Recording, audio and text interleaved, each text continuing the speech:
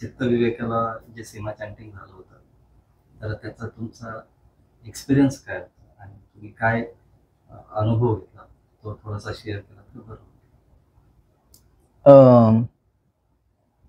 जो प्रोग्राम त्या ठिकाणी प्रोग्रामची कार्यक्रम पत्रिका मी जेव्हा पाहिली होती, तर जस्ट मी एक कॉमन माणसासारखी ती वाचली आणि वाचल्यानंतर चित्तविवेका किंवा धम्ममंगलम ग्रुप हे माझ्या बऱ्याचपैकी ऐकण्यात त्या ठिकाणी होते.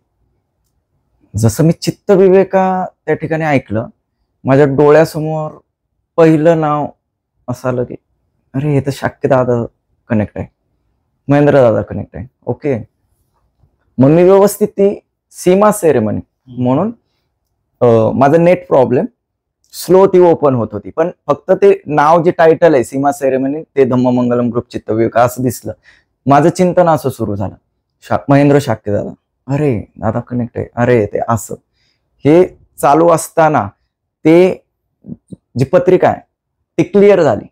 थोड्या वेळाने नेटवर्क आलं, ती क्लिअर झाली आणि काही भिक्षूंचे फोटो मला दिसत होते. मग भिक्षूंचे फोटो दिसत होते, मला तर माहितच होतं की खूप वेल प्रॅक्टिशनर धम्म विनयशील संघ नेहमी इथं आमंत्रित केला जातो. त्यांची डिस्कोर्स आहेत आणि त्याच्यामध्ये त्यांनी खूप एफर्ट्स घेतलेले आहेत. मी कल्याणचे प्रोग्राम वगैरे म्हणजे मी सोशल मीडियावर हे असल्यामुळं जरा आहे, म्हणजे नॉलेज ते मला म्हणजे माहिती कोणाचं काय काम चालतंय, कोण कोणाशी कनेक्ट आहे, कोण कोणत्या ट्रेडिशनने काम करतंय, तर थोडंसं कळत होतं. आणि थोड्या वेळाने तो फोटो क्लिअर झाला. जसा क्लिअर झाला माझ्या अंगावर पूर्ण शहारे आला. काय, मी स्वतःला विचारत होतो, काय हे कसं काय, म्हणून मी तो फोटो चूक तर होत नाही ना, म्हणून मी तो मोठा करून करून एकच फोटो बघत होतो. पूर्ण फोटो त्या ठिकाणी क्लिअर झालते आणि त्या संघाला मी नेहमी असं समोर पाहिलं होतं, पण जणू काय मी तो क्षण असा होता की मी ड्रीम मध्ये तर नाही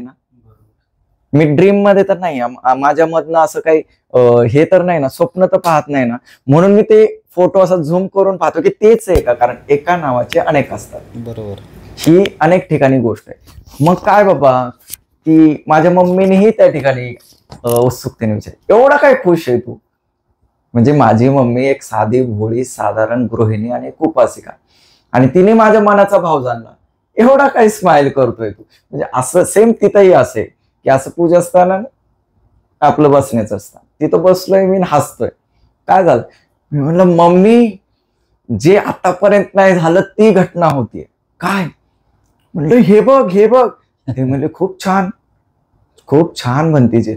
म्हणलं मम्मी खूप छान नाही, मला स्वतःवर विश्वास होत नाहीये हे येतात आहे.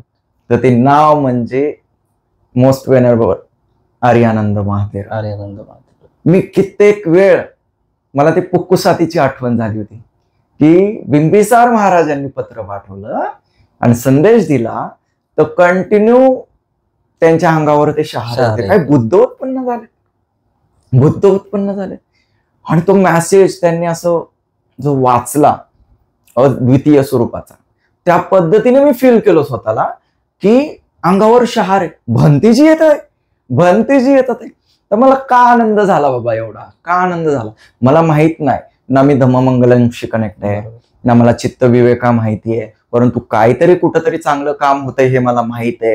आणि नेहमीच सारे प्राणी सुखी हो, सबका मंगल हो भाव मध्ये, तर मी कधीच सर्वांचे मंगल हो मी कधी नाही म्हटलं. मी सर्वप्रथम जेव्हा पण म्हटलं तेव्हा मी म्हटलं की भिक्षू संघ, भिक्षुणी संघ, उपासक संघ, उपासिका संघ, त्यांना दीर्घ आयु, उत्तम आरोग्य आणि निब्बाण लाभो, आणि मग माझ्या आई वडिलांना लाभो. जे सर्व टीचर्स आहेत जगामध्ये त्यांना दीर्घ आयुष्य लाभो, त्यांच्याकडून चांगलं काम हो, आणि या सर्वांच्या पुण्य पारमीने आज जे आपण कनेक्ट आहे, आपण इथं बसलोय, तर आपोआप की या पुण्याने मी माझ्या मित्रांना ते पुण्य शेअर करतो. मी नाही म्हटलं कधी हे सुखी होऊन त्यांचं काय, ते पुण्य त्यांच्यात वितरित केलं. आणि मग बिना पायाचे, 2 पायाचे, 4 पायाचे, अनेक पायाच्या प्राण्यांपर्यंत असा तो भाव होता. तर जेव्हा मी ते पाहिलं, अरे आनंद बनते, जो मोद उत्पन्न झाला, जी प्रीती उत्पन्न झाली, ती म्हणजे शब्दात सांगण्यासारखी नाहीये. आणि मग मी मम्मीला त्या ठिकाणी म्हटलं, मम्मी मी जाणार म्हणजे जाणार. मम्मी म्हणली कुठं ते तर सांग. उन्हाळ्याचे दिवस आहे भाऊ, असंच उचलून निघायचं नसतं, आपल्याला काय त्रास आहे, आपल्याला काय नाही हे बघायचं. मी म्हणलं मम्मी शेवटचा क्षण असेल ना तसं समज, पण मी जाणार. अरे एवढं काय झालंय म्हणलं, हा फोटो बघ.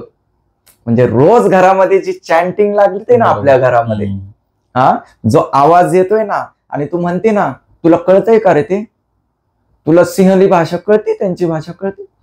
म्हणलं ज्यांच्यामुळं माझ्यामध्ये तो श्रद्धाभाव उत्पन्न झाला आहे. मी एवढ्या म्हणजे मला कळत नाही तेव्हापासून मला कोणीही न सांगता आमच्या घरात अर्यदम्ब महाथेरोंची चॅन्टिंग लागते. साधू 12-12 तासाचे परित्राण, त्यांचे 8-8 तासाचे जे परित्राण आहे. म्हणजे पौर्णिमा असेल, स्पेशल असेल तर घरात ना असा टीव्ही किंवा माझा फोन कंटिन्यू चालू राहायचा. मम्मी म्हणायचं अरे खरंच आवाज खूप छान आहे रे. तर मी काय म्हणायचो, ते आवाज सोड, त्यांच्यासारखी प्युरिटीच नाही व्हॉइस मध्ये. मम्मी नावाप्रमाणे, मी काय म्हणायचो नेहमी, मम्मी कधी बंद नाही करायचा चुकून. मम्मी म्हणायची हो का, तर खूप स्पष्ट म्हणतात. मी म्हणायचं तू पण गुणगुणायचं, वंदना आपली पाठ होते. आणि मग कोण आहेत, मी म्हणलं नावाप्रमाणेच आहेत. कोण, अर्यधम्म महाथेरो. म्हणलं नावाप्रमाणेच आर्य आहेत आणि धम्मामध्ये प्रतिष्ठित आहे आणि महाथेरो आहेत. मम्मी म्हणते बापरे साधू साधू, तिने साधूकार दिला, खूप छान. त्या दिवशी मी तो फोटो बघताना ती एवढं खुश होऊन म्हणलं नेमकं काय झालं. म्हणलं मम्मी ही अशी व्यक्ती येते आपल्या भारतात ज्यांचे पाय पडत आहेत की जे त्या आर्यधम्म महाथेरोंचे शिष्य. बरोबर. ती म्हणते काय, म्हणलं हो मम्मी ती वेळ आली. म्हणलं भारतातून एक धम्मदूत श्रीलंकेमध्ये गेलते आणि आज श्रीलंकेतून एक खरे संघ म्हणजे धम्मामधले मास्टर म्हणलं भारतात येत आहे. बाकीचे चुकीचे आहेत असा भाव नाही मम्मी, ते ग्रेट आहेत त्यांच्या जागी. पण मम्मी कोण येत आहे म्हटलो, अर्यानंद भंतेजी आणि सर्वांनाच आनंद देणारे भंतेजी म्हणलं येत आहे. मम्मी म्हणली होय. आणि नुकतंच काय झालं, मी त्यांची पूर्ण दोघांची बायोग्राफी वाचली होती. मला फेसबुकवर काही मेसेज मिळालेच होते, पण ती बायोग्राफी वाचल्यानंतर जो भाव आहे तो इतका स्ट्रॉंगली जागला. आणि मग माझे जे मित्र आहेत मूर्तिजापूरचे, अकोल्याचे, अमरावतीचे, मी तुम्हालाही वाटतं कॉल केला, दादा मी येऊ शकतो का, मी परमिशन घेतली. तुम्ही म्हणले निश्चित, ते बंधन नाही आहे. बरोबर. मी म्हणलं काय शेड्यूल असणार आहे, असा असा प्रोग्राम आहे. आणि मी म्हणलं रजिस्ट्रेशन आहे का, तुम्ही म्हणले बिलकुल नाही. मी धडा करून त्या बडनेराला गेलो. जो फेसबुकला मित्र होता आज माझ्या फॅमिली सारखा झाला, त्याच्या घरी ती पहिली भेट माझी. आणि तोही म्हटला दादा मी तुमच्यासोबत येणार. तिथं गेलो, तो संघ होता, त्या आईंसोबत गेलो. सायंकाळ झाली आम्हाला पोहोचायला, संध्याकाळी आम्ही निघलो. निघल्यानंतर स्वतःला समजवलं एवढं पण भावनिक नको म्हणलं, जरासं नीट नाही का, जसं आहे तसं पहा, उगाच तुला हवेत जातो, स्वतःला समजवलं. तिथं गेलो, तो मावळतीचा सूर्य, तो तुम्ही मला एक कल्पना दिली होती की तो रस्ता, तर तो मावळतीचा सूर्य. आणि थोड्याच वेळात ते आला प्रोग्राम. पण आम्हाला जे आधी पोहोचायचं होतं तर थोडा वेळच झाला आणि संघ निघाला. जसा संघ निघाला, मी म्हणजे तिथं जाऊन जे कपडे बदलणार होतो, गाडीत बसायचं आम्ही सिंपल ह्याच्यात गेलो आणि कपडे बदलून आम्हाला तिथं बसायचं होतं. कपडे राहिले बाजूला, काय राहिले बाजूला, ते दृश्य मी आज सुद्धा डोळ्यात साठवलं की संघ तिकडं सीमेकडे मार्गक्रमण करत. आणि संघ जेव्हा मार्गक्रमण करत होता तेव्हा मी त्या सूर्याकडे, मावळतीच्या सूर्याकडे बघितलं आणि जणू काही तो सूर्य सुद्धा हसतोय. म्हणजे तेव्हा त्या सूर्याचं जे सौंदर्य मला दिसलं, माझ्या आयुष्यात सूर्य इतका सुंदर मला दिसला. आणि मग मी म्हणतोय हाच आहे संघ. अरे हेच तर पाहण्यासाठी सगळेजण असे धावत धावत तिथं भंतेजींपाशी त्यांना भेटायचे. अरे भंतेजी निघालेत म्हणून सगळ्या महिला, सगळ्या उपासिका तिथं गेल्या. मी तिथंच नेल्सन हालू नको, आणि मी पाहतोय आणि अशी दृष्टी टाकली भंतेजी त्या छत्रीमध्ये, त्या राजवैभवी अशा त्या धम्माच्या त्या महाछत्रीमध्ये भंतेजी थांबल्यात. आणि मी लांबूनच पाहिलंय तर अक्षरशः असं जाणवलं, खरंच ज्याच्यासाठी आलोय ना मी भावनिक नाही आहे. बरोबर. मी भावनिक नाहीये. आणि त्याच्यामध्ये तो पूर्ण संघ त्या ठिकाणी मी पाहिला आणि मग लगेच काही क्षण असं जाऊन तिथं थांबलो आणि बघितलं. तर म्हणजे एक विपस्सी असल्यामुळं, एक साधना करत असल्यामुळं आणि एक पूर्व पुण्य, राईट. त्यांच्या प्रत्येक पावलाची गती जाणली. साधू साधू साधू. त्यांच्या प्रत्येक पावलाची गती जाणली. आणि दादा फील करा, पृथ्वी मोदित होत होती, मोद तिला जागत होता. साधू साधू. पृथ्वी मोद करत होती. ते असं म्हणजे उतल फुतल जाणवत होती प्रत्येक पायाला. ती चप्पल दिली फेकून लांब आणि त्यांच्या पावलांच्या ह्याच्याने ते गेलो की हे काय घडतंय, असं होऊ शकतं का? लोक, मी मनात एवढं वादळ निर्माण झालं. लोक म्हणतात असं नसतं, तसं नसतं. महेंद्र बंतींनी जेव्हा त्या मिहिंतलेला त्या ठिकाणी पहिला पदस्पर्श केला तर लंका कंपित झाली. आणि जेव्हा ह्यांनी पाऊल तिथं सीमेच्या दिशेने हे केला तर पूर्ण ते कंपित होत होतं. ते स्ट्रॉंग व्हायब्रेशन जाणवत होतं. आणि तो संघ असा चालला होता. चालल्यानंतर त्यांचा एक भाव, एक दृष्टी, मला पुन्हा ती एक घटना आठवली. ते म्हणजे रात्रभर बुद्ध उत्पन्न झाले. कप्पठाई ती बुद्ध दुर्लभ, असं ज्याने ऐकलं होतं ते बुद्धांचं नाव ऐकतोय. माझ्या मेहण्याकडे भोजनाला आलेत ते म्हणजे अनाथ पिंडकांनी रात्रभर जागून काढली. आणि सकाळी जेव्हा तो तथागतांना पहाटेच भेटून आले आणि भेटल्यानंतर पुन्हा ते त्यांच्या त्या घरी आले आणि आता ते संघाला बघायसाठी थांबले होते. तो भाव माझ्या मनामध्ये तिथं उत्पन्न झाला. अरे असाच संघ नक्कीच अनाथ पिंडकांनी बघितला असं. साधू. विनयाची एक एक कडी त्या भिक्षूंमध्ये दिसत होती. मी आतापर्यंत म्हणजे मी स्वतःला जाणल्याप्रमाणे मी असा एकही संघ बघण्यापासून वंचित नाही राहिलेलो आहे. मग तो श्रीलंकन असेल, थाई असेल, बर्मीच असेल, जर्मन असेल, ऑस्ट्रेलियाचा असेल, अमेरिकेचा असेल, भारतातला असेल, अख्ख्या आपल्या महाराष्ट्रातला असेल, युपीचा असेल, बिहारचा असेल, गुजरातचा असेल. परंतु जे मला कुठंच जाणवलं नाही ते मला तिथं जाणवलं. विनयो म्हणजे विनय धम्माची आयु आहे हे जे वाक्य आहे तर त्या भिक्षूंच्या त्या पाहण्यावरून, त्यांच्या टीचरच्या त्या समर्पित भावावरून त्या ठिकाणी दिसत होतो. तो संघ तिथं जाऊन बसला आणि बसल्यानंतर मी असं समोर जाऊन बसलो, बघत होतो त्यांची हालचाल, त्यांचे डोळे फिरवणे, त्यांचा हात असा घेणे, त्यांचं चिवर व्यवस्थित. आणि बुद्धांची तिथं सुंदर त्यांनी पूजा केली, वंदन केलं आणि खूप छान पद्धतीने ते त्यांच्या संघाशी इतके प्रेमाने होते की तुम्ही सगळे कम्फर्टेबल आहात, तुम्ही सगळे कम्फर्टेबल बसलेत, तुम्ही असं, अशा नुसत्या वाइब्स जात होत्या निसर्गात. आणि जेव्हा त्या ठिकाणी त्यांनी सगळ्यांना बसवून पंचशील दिलं, पंचशिलाबरोबर त्यांनी ते दसकुशलशील पण दिलं. बरोबर, सगळेच पिसुनाय वाचा, फरुसनाय वाचा, ते सर्वच दिलं. आणि दिल्यानंतर जेव्हा त्यांनी चॅन्टिंग सुरू केली तेव्हा अख्खं जे आकाश आहे ते जणू काय एखाद्या वेगळ्या रश्मीने त्या ठिकाणी तयार झालं. आता हा अनुभव आपण दुसऱ्याला सांगूच शकत नाही. जो नॉर्मल साधक आहे किंवा जे अजून तर्कवितर्कामध्येच आहेत त्यांना सांगू शकत नाही. सो जेव्हा त्यांनी म्हटलं तिथं, मी बघत होतो, नेल्सन उघड्या डोळ्यांनी बघतोय का आतून तुला काहीतरी होतंय? उघड्या डोळ्यांनी बघतो, आतूनही मी जाणतोय आणि बाहेरूनही जाणतोय. अरे काय? जेव्हा त्यांनी म्हणले समंता चक्कवा आलेसू, आणि दुसरी गोष्ट म्हणजे तिथं मला असं कळलं नंतर, तो माझं प्रत्येक गणित तिथं टॅली झाली.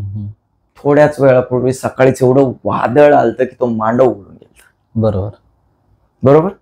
आणि मी पाहतोय की जसं संघाचं तिथं आगमन झालं, पुन्हा संघ तिथं चॅन्टिंग करणार होता. बरोबर. परंतु कुणीतरी सांगितलं की संघाला इथं चॅन्टिंग करावी लागत आहे. मी म्हणलं संघ नाही चॅन्टिंग करत आहे, इथं धम्म त्यांच्याकडून चॅन्टिंग करून घेतो. या ठिकाणी बसलेला आहे सीमेच्या त्या समोर. ते सीमा काय येतं ते माहितच नाही. परंतु जेव्हा त्यांनी म्हटलं आणि म्हटल्यानंतर गुरुजी जे म्हणतात की धम्माचे तरंग, मैत्रीचे रंग, निब्बाणाचे तरंग, ते अक्षरशः शेक होत होतं सगळं तिथलं. ते शेक होत होतं. आणि शेक होता होता त्यांनी चॅन्टिंग केल्यानंतर त्यांची पहिल्यांदा आयुष्यात अशी वंदन ऐकली.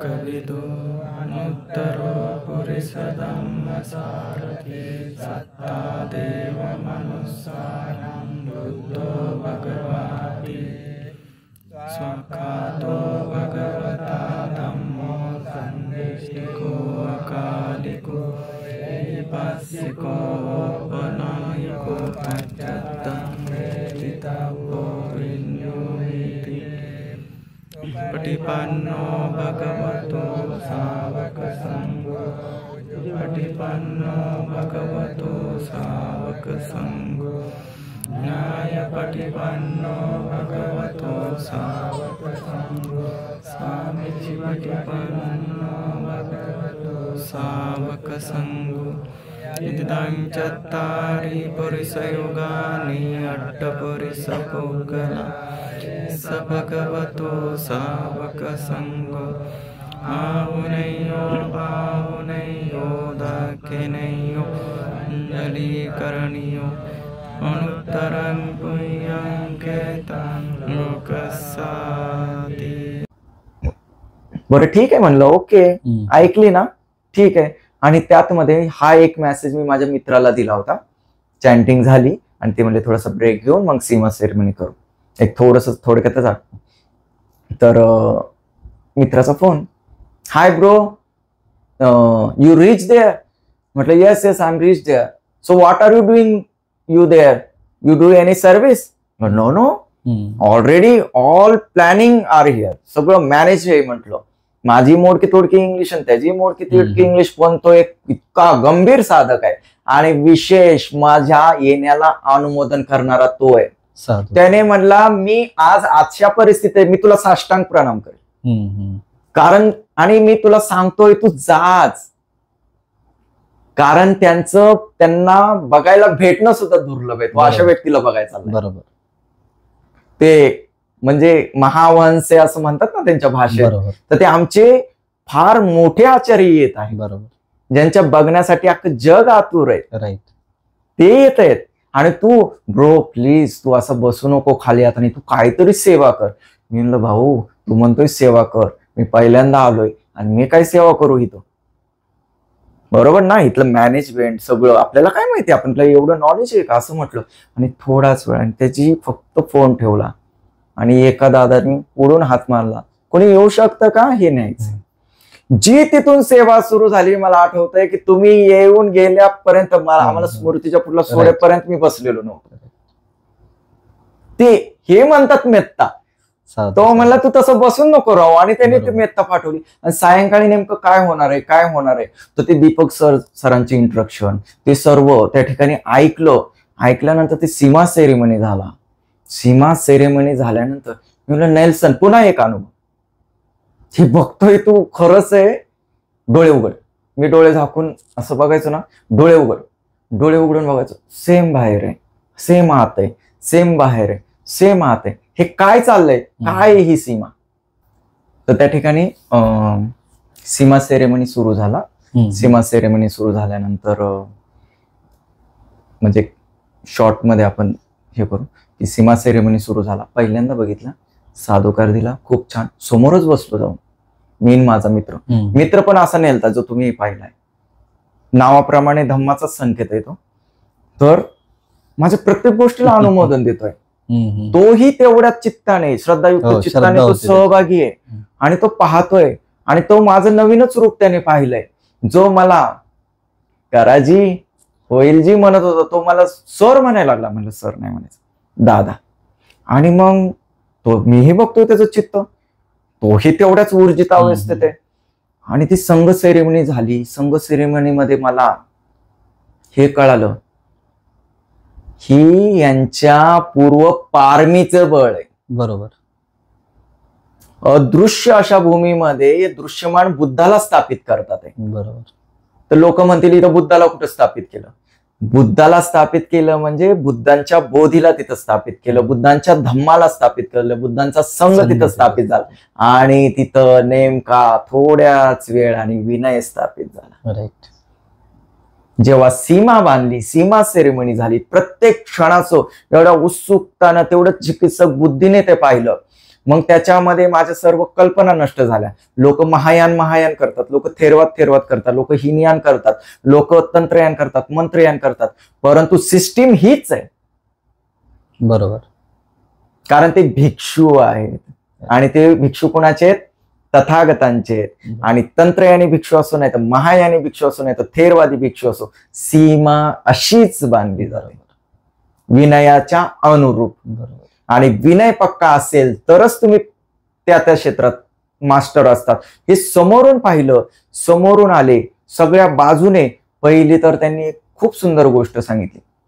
ती सगळा सीमा सेरेमनी बघितला, त्याच्यानंतर त्यांची वीर्य पारमिता तिथं बघितली, त्यांची ताकद की निश्चल तथागत म्हणतात ना इंद्रकील समान ते सर्व दिसले. आणि त्यांनी तेवढ्या डेडिकेटली ती सीमा बांधली. सोपं नाहीये ते. 7 घंटे म्हणजे जवळजवळ 5 घंटे तर त्या ठिकाणी ते उभे. 7ला सुरू झालं, 12ला संपलं. म्हणजे ते 5 घंटे त्या ठिकाणी ते उभं राहून पूर्ण सेरेमनी त्यांनी पार पाडला.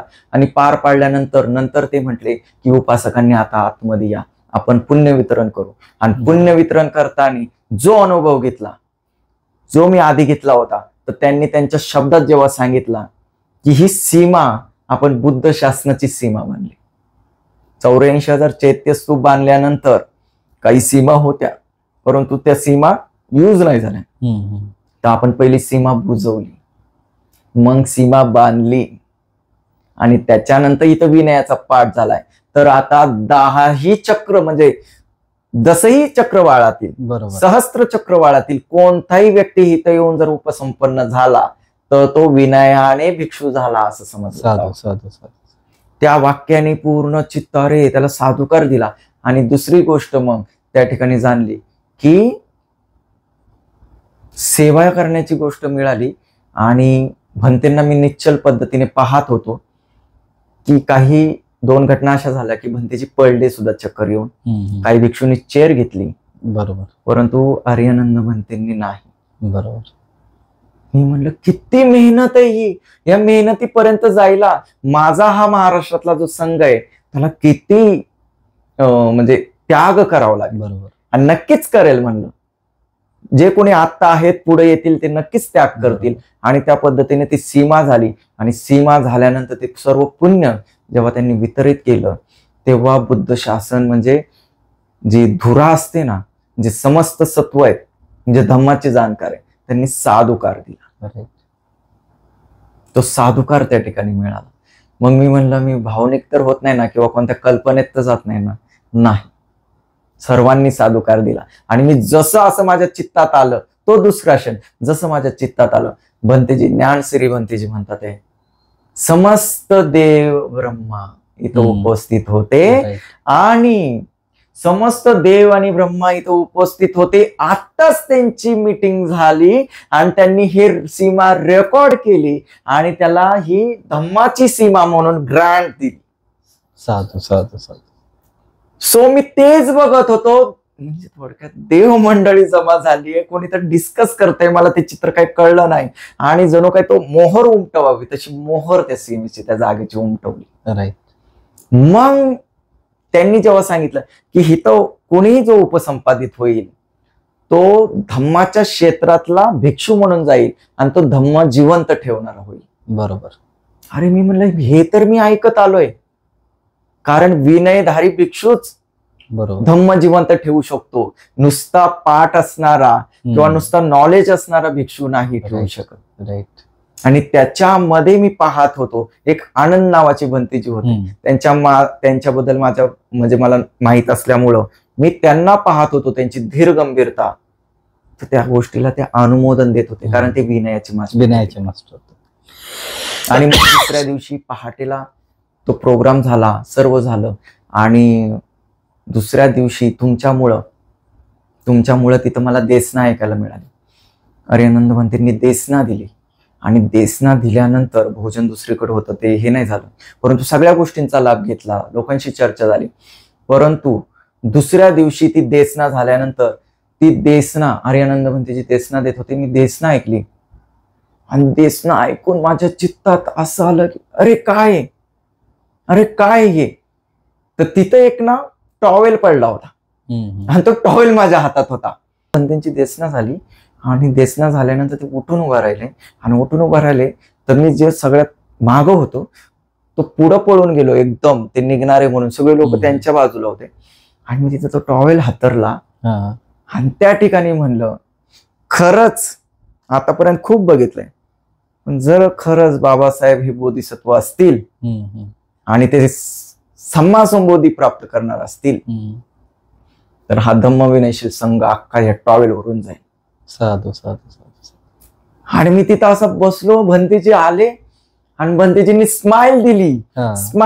मी म्हणलं जाणलं, ह्यांनी ओळखलंय. पाय टाकून असे थांबलेत आणि मी तिथंच हात जोडून त्यांना म्हणलं माझी इंग्लिश कामी आली आणि तिथं मला कशी इंग्लिश येत होती हे काही कळत नाहीये. म्हणजे अक्षरशः मी भंतेजींचं ट्रान्सलेट पण एक उपासिका होत्या त्या म्हणल्या मी नाही करणार. मी भंतेंना प्रश्न विचारला तर मी ते ट्रान्सलेट लोकांना सांगितलं. म्हणलं यार जमलं. आणि नंतर मी त्या दुसऱ्या दिवशी मी जेव्हा भंतेंशी बोललो, सगळेजण धावत पळत आले आणि मला म्हणले तू काय, आणि संघ निघून गेल्यानंतर त्या दिवशी ते 1-2 जण आले म्हणले काय बोलले तुम्ही भंतेंना, मी म्हणलं काही नाही, मी भंतेंना फक्त असं म्हणलं, भंतेजी आजची तुमची धम्मदेसना ही सिंहगर्जना होती, ही धम्मगर्जना होती आणि तुम्ही अशी धम्मदेसना दिली जसं सारीपुत्त महामोगलाईन म्हणते देतात. तर ते एक उपासक म्हटले काय हो तुम्ही काय सारीपुत्त महामोगलाईन म्हणते बघितलंय का, काय पण बोलता, असं ते बोलले. मी म्हणलं दादा, सगळे थांबले ना, मी म्हणलं दादा सारीपुत्त भंतेंना नाही पाहिलं म्हणलं, महामोगलाईन म्हणतेना नाही पाहिलं म्हणलं, पण सारीपुत्त कसे झाले, महामोगलाईन कसे झाले, त्यांची धर्मता मला माहिती आहे म्हटलं. साधू साधू साधू. असा शॉक झाला. सॉरी तुम्ही कुठून आले, तुम्ही कुठले, तुम्ही काय. आणि मग म्हटलं ही धम्मदेसना आहे ना, असं समजू नका इथं बसलेल्या 10 लोकांसाठी किंवा 100 लोकांसाठी होती. ह्याचा अनुमोदन अख्ख्या सृष्टीने केलंय. साधू साधू. 16 करा म्हटलं, सीमा सेरेमनी झालाय आणि या सीमेचा लाभ घ्या, हे पुण्यक्षेत्र आपल्यासाठी तयार झालंय. तर अशाच सीमा संपूर्ण भारतात पुन्हा तयार हो, असा संघ येऊ आणि या संघाचं मार्गदर्शन मिळो. कारण या संघाला जे नुसतं फुल जरी दिलं ना तरी तुमच्या मनामध्ये श्रद्धा भाव उत्पन्न होतो. बरोबर. तर त्या सगळ्यांनी साधुकार दिला आणि त्याच्यानंतर तर मग आपण पुढे निघालो.